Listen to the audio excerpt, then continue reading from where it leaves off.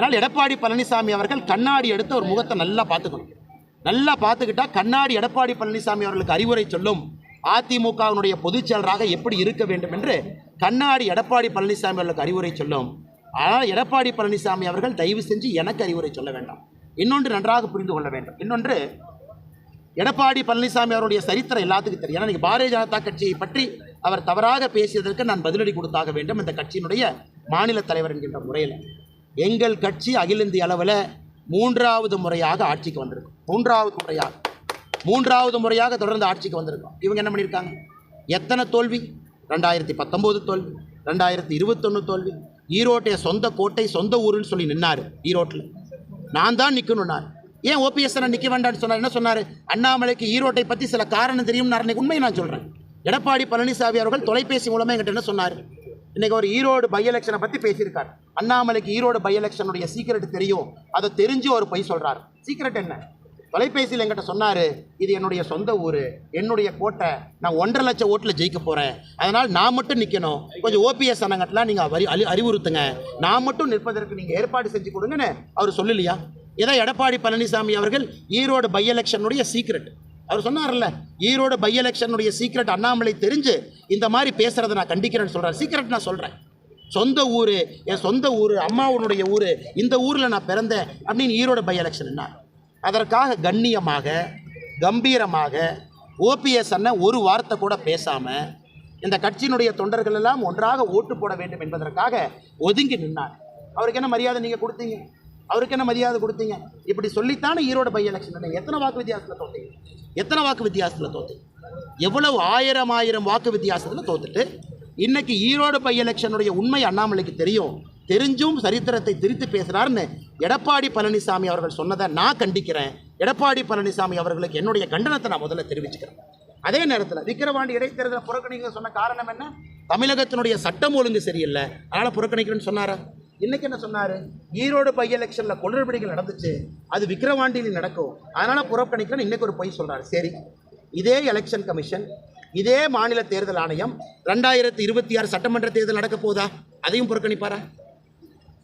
எடப்பாடி பழனிசாமி அவர்கள் சொல்லுகின்ற லாஜிக் படி பார்த்தோம்னா தமிழ்நாட்டில் சட்டம் ஒழுங்கு கெட்டு போச்சு, விக்கிரவாண்டி எலெக்ஷனை நான் புறக்கணிக்கிறேன். 2026 தமிழகத்தில் சட்டம் ஒழுங்கு கெட்டு போயிருக்கும். அப்போ 2026 சட்டமன்ற தேர்தலையும் எடப்பாடி பழனிசாமி அவர்கள் புறக்கணித்து விட்டு ஒதுங்கி இருப்பாரா அப்படிங்கிற கேள்வியை திரும்ப நான் எடப்பாடி பழனிசாமி அவர்களுக்கு வைக்கிறேன். நீங்கள் சொன்ன காரணம் வேறு, விக்கிரவாண்டி புறக்கணிக்கிறதுக்கு சட்டம் ஒழுங்குன்னு சொல்லி இன்னைக்கு என்ன சொல்கிறீங்க? ஈரோடு பை எலெக்ஷனில் குளறுபடி நடந்துச்சு, அதனால் விக்கிரவாண்டி நான் புறக்கணிக்கிறேன். புது காரணங்களை தினமும் கூட கண்டுபிடித்து சொல்லக்கூடிய ஒரு வித்தகராக எடப்பாடி பழனிசாமி அவர்கள் மாறியிருக்கின்றார்களே தவிர தமிழக மக்களுக்கு ஒரு பொறுப்புள்ள ஒரு எதிர்க்கட்சி தலைவராக அவருடைய செயல்பாடுகள் இல்லை என்பதை தமிழக மக்கள் எல்லா இடத்துலையும் பார்த்துக்கிட்டு இருக்காங்க. கூட்டணியில அதிமுக இல்லை அப்படின்றதுனால இந்த வார்த்தை முதல் தொடர்ந்து நடந்துகிட்டே வருது. அவர் சொன்னதுக்கு பதிலடி நான் எதுவும் சொல்லியேன்னா அவர் தானே சொன்னார். என் கட்சியை எப்படி நடத்த வேண்டும் எனக்கு அறிவுரை சொன்னார். இன்னைக்கு கோயம்புத்தூரில் அவர் கட்சி எப்படி நடத்தணும் நான் அறிவுரை சொல்கிறேன். டெபாசிட் ஜஸ்ட் வாங்கியிருக்கிறாங்க, டெபாசிட்டே போயிருக்கும். கோயம்புத்தூரில் 3 தொகுதியில் டெபாசிட் இல்லை. 2024 இவர் 134 வாக்குறுதி கொடுத்துருக்காரு. எப்போ நிறைவேற்ற போகிறாரு? கோயம்புத்தூருக்கும் தமிழகத்திற்கும் நாங்கள் பாரதிய ஜனதா கட்சி கொடுத்த வாக்குறுதியை நாங்கள் நிறைவேற்றுறோம். இன்னைக்கு எடப்பாடி பழனிசாமி அவர்கள் சொல்ல வேண்டும், நீங்கள் 2024 சொன்ன 134 வாக்குறுதி எப்போ நிறைவேற்ற போகிறீங்க? அதை தாண்டி கட்சி பாரதிய ஜனதா கட்சி எப்படி இருக்கணும் அப்படின்னு அவருடைய கனவு.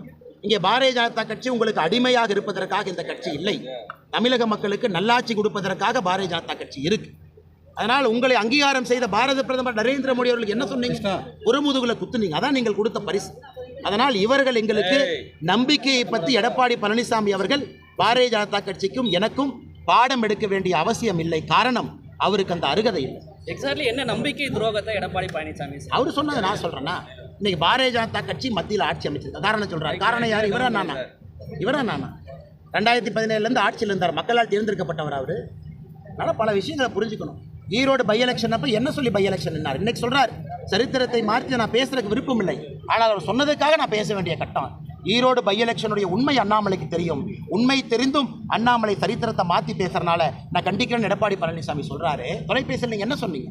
எங்கள் சொந்த ஊர், நாங்கள் தான் நிற்கணும், எல்லா சீட்டும் ஜெயிச்சிருவோம், 1.5 லட்சம் ஓட்டில் ஜெயிச்சிருவோம்னு சொன்னார்ல, சொல்லித்தான் நீங்கள் நின்னீங்க. எத்தனாயிரம் ஓட்டில் தோத்தீங்க?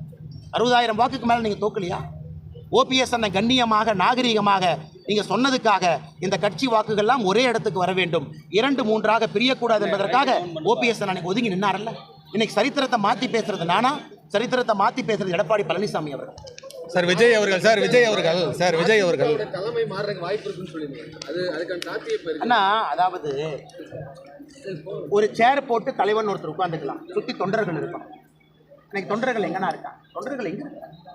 சென்னையில ஒரு கண்டன ஆர்ப்பாட்டம்னு கூட்டம் போடுறாங்க. எத்தனை பேர் வர்றாங்க? எண்ணி பாருங்க, எத்தனை பேர் வர்றாங்க? எதனா பழைய அதிமுகவா, அம்மா அவர்கள் இருந்த அதிமுகவா, புரட்சி தலைவர் இருந்த அதிமுக? எத்தனை பேர் வர்றாங்க? இத்தனை அமைச்சர்கள், இத்தனை தலைவர்கள், இத்தனை மாவட்டம், எத்தனை பேர்த்த கூட்டிட்டு வர்றாங்க? அதனால் தொண்டர்கள் கரைய ஆரம்பித்து எல்லாம் வேற வேற பக்கம் போக ஆரம்பிச்சிட்டாங்க, தேசியத்தின் பக்கம் வர ஆரம்பிச்சிட்டாங்க. எப்படி புரட்சி தலைவர் புரட்சி தலைவி அவர்களை தொண்டர்கள் பார்த்தாங்களோ இன்னைக்கு அதே மாதிரி நரேந்திர மோடி ஐயாவை பார்க்குறாங்க. எல்லோரும் வர ஆரம்பிச்சிட்டாங்க.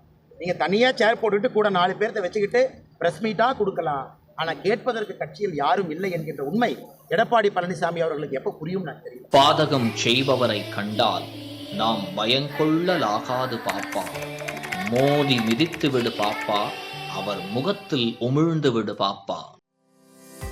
அண்மை செய்திகளை உடனுக்குடன் தெரிந்து கொள்ள இணைந்திருங்கள் இயம்நாடு தொலைக்காட்சியுடன்.